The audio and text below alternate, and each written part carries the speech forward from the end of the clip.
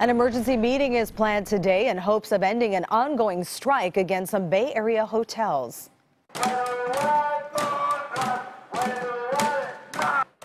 The strike has affected several hotels affiliated with Marriott. KPIX 5's Ann Makovec joins us live from San Francisco, where the Board of Supervisors plans to meet this afternoon. And these picketers plan to march to City Hall this afternoon to meet the mayor.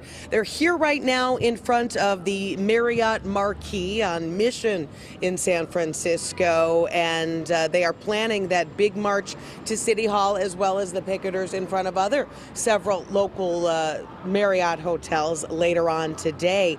In the meantime, the mayors of both Oakland and San Francisco have written a letter to Marriott's CEO urging an end to this strike, saying in part, employees need to be heard and respected and to earn a fair share of the value they helped create. The strike has been going on now since early October. Workers trying to pressure Marriott to provide better health care, job security, and higher wages. We're not asking for a lot. What we're asking to them is just to maintain the cost of the benefits. Is very important to us.